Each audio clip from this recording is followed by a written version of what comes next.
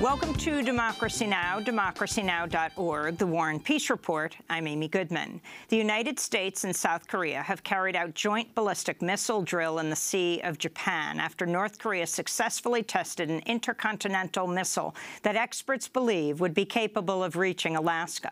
North Korea's leader, Kim Jong-un, said this morning the missile test was a 4th of July gift to President Trump. The Pentagon also released a video last Wednesday of a U.S. long-range interceptor missile colliding with an intercontinental range missile as an apparent warning to North Korea. Tensions have been rising in recent months between the United States and North Korea. Earlier this year, the U.S. carried out massive military exercises in the Korean Peninsula and deployed an anti-missile system known as THAAD to South Korea, despite protests by South Koreans. The new South Korean President, Moon Jae-in, is also opposed to the THAAD missile system, and last month ordered an investigation after learning that 4 more missile launchers had been brought into South Korea. After the North Korean missile launch, President Trump tweeted, "Perhaps China will put a heavy move on North Korea and end this nonsense once and for all," unquote. Meanwhile, Chinese President Xi Jinping visited Russia and met with Russian President Vladimir Putin, where the two expressed their opposition to THAAD and the U.S. military drills in the region. In a joint statement issued Tuesday, China and Russia called on North Korea to suspend its ballistic missile program and called on the U.S. and South Korea to cease their massive joint military exercises. The statement also calls on the U.S. to immediately cancel the deployment of the THAAD missile system.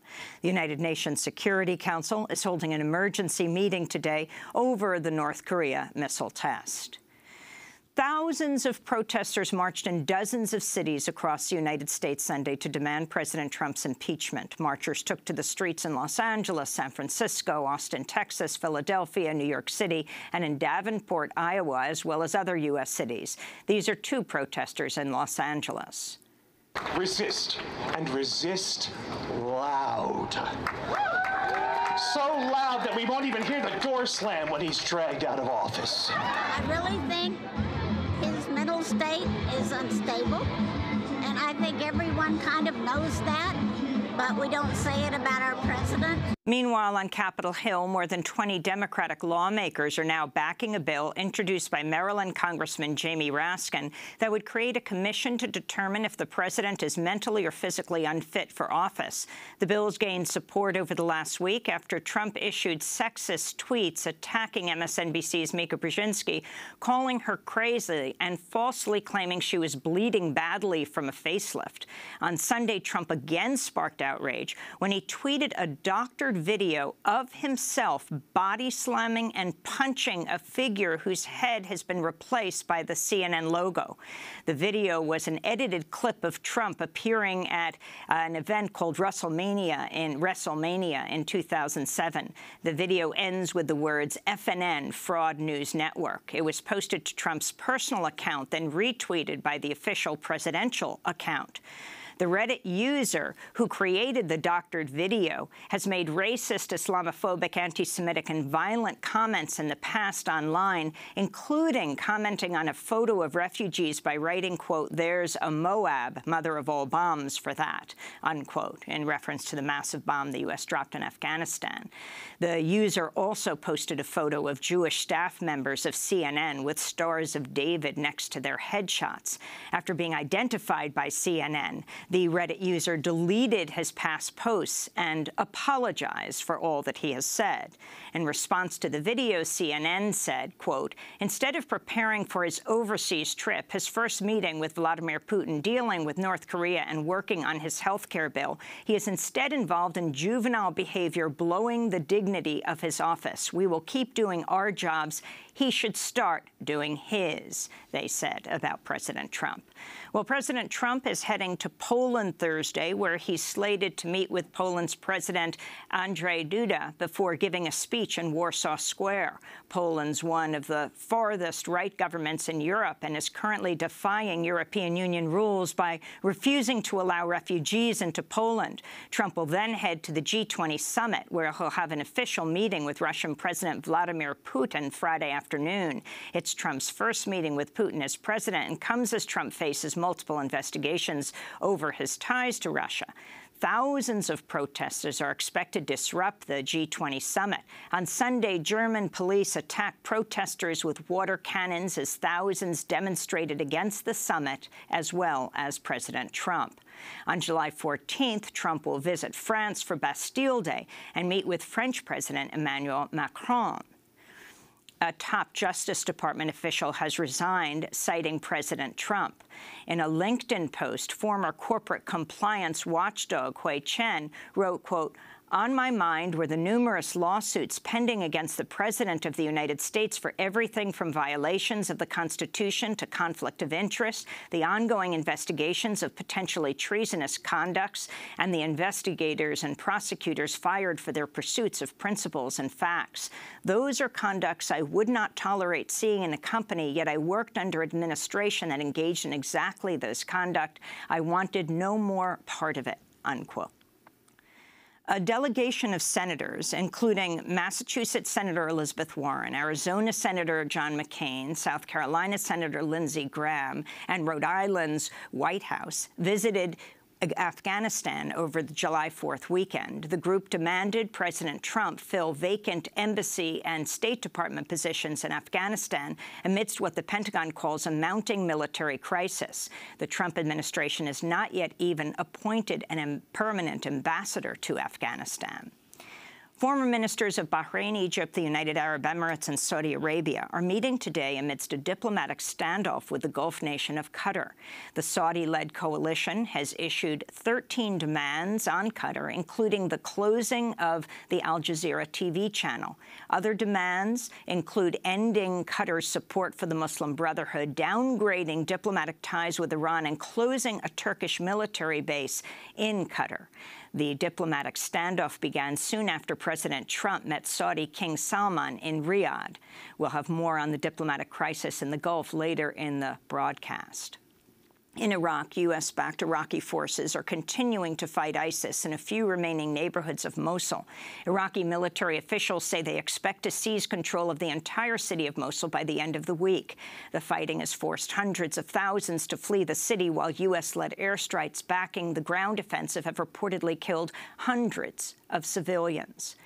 In Lebanon, two separate fires tore through Syrian refugee camps in recent days, killing at least one girl and injuring nearly 24 others. On Sunday, a fire burned the camp housing hundreds of Syrian refugees in Lebanon's Bekaa Valley to the ground. Another fire broke out Tuesday at a nearby camp. Meanwhile, the Lebanese army raided two Syrian refugee camps near the border with Syria Friday. Suicide bombers attacked the army during the raids. At least one small girl was killed in the conflict. In Brazil, police have arrested a close ally to President Michel Temer as part of a widening corruption investigation. Prosecutors say former cabinet minister Gedel Vera Lima tried to block an investigation into corruption at a government-controlled bank. His arrest comes as Temer himself has been charged with corruption and is facing increasing calls to resign or be ousted. Canada will issue an apology to and pay $10 million to Omar Khadr for the abuses he suffered while imprisoned by the United States at Guantanamo. Born in Toronto, Canada, Khadr was detained in 2002 by U.S. forces in Afghanistan before being transferred to Guantanamo at the age of 16. Khadr became the first person since World War II to be prosecuted in a war crimes tribunal for acts committed as a juvenile. After 8 years at Guantanamo, he confessed in 2010 to throwing a grenade that killed an American soldier in Afghanistan. His lawyers say his statements were illegally obtained through torture and cruelty. In Honduras, 26-year-old Berta Zuniga Cáceres, the daughter of the murdered Honduran indigenous environmental leader Berta Cáceres, has survived an attempted attack by a group of men wielding machetes. The attack comes just weeks after Bertita Zuniga was named the new leader of COPING, the group formerly led by her mother. Last week, Zuniga also demonstrated in support of pending U.S. legislation to suspend all U.S. military aid to Honduras. This is Berta Zuniga Cáceres speaking on Radio Lanka about the legislation. In particular, the law mandates a suspension of all military aid that the United States gives to Honduras until the murder case of Berta Cáceres is solved in an effective manner. But not just that case, but other cases that have been representative, like the cases in the Bajo-Aguan region, like the cases of Honduran environmentalists who have died defending life in this country. We'll go to Honduras for more on the attack against Berta Cáceres and bring you that report tomorrow on Democracy Now! And Tuesday was July 4th, or Independence Day in the United States. Across the U.S., activists staged protests and demonstrations to demand justice for indigenous people, immigrants, Muslims, and others. In Texas, people blockaded the July 4th parade to protest the anti-immigrant bill SB 2, which was signed into law by Texas Governor Greg Abbott. Also in Texas, protesters heckled Senator Ted Cruz in McAllen over his support for the Republican health care bill, chanting, "Ted wants us dead." If passed, the Republican Senate health care plan could cause 22 million Americans to lose their insurance over the next decade. Meanwhile, former NFL quarterback Colin Kaepernick posted a video of himself on Twitter visiting Ghana, along with the words, quote, "How can we truly celebrate independence on a day that intentionally robbed our ancestors of theirs? To find my independence, I went home," Kaepernick tweeted. In New York City, members of the Council on American Islamic Relations held a teach-in inside Trump Tower to educate people about the rights of immigrants and Muslims in the United States. This is Talia Bauer. We are at Trump Tower. We are on the 5th floor in, I'm not sure what this pavilion is called, but it was a space that was designated as like a free speech area of some sort. So we're here kind of like in the belly of the beast talking about like what this horrible space represents in terms of, 45 and in terms of capitalism and in terms of like huge wealth disparity in New York. And so we're kind of taking it over ourselves. And finally, NPR faced an outburst of online protests from Trump supporters on July 4th after the radio network tweeted out the entire Declaration of Independence. People mistook the document and thought NPR was calling for an armed insurrection against President Trump. In response to NPR's tweets of the line, quote, "It is the right of the people to alter or to abolish it and to institute new government," unquote, one Trump supporter replied, quote, "So NPR is calling for revolution. Interesting way to condone the violence while trying to sound patriotic. Your implications are clear," unquote.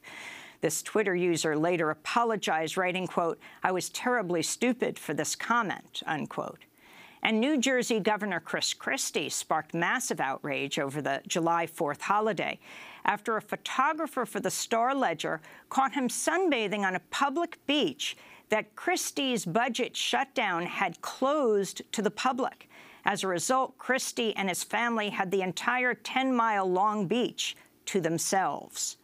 And those are some of the headlines. This is Democracy Now!, democracynow.org, The War and Peace Report. I'm Amy Goodman.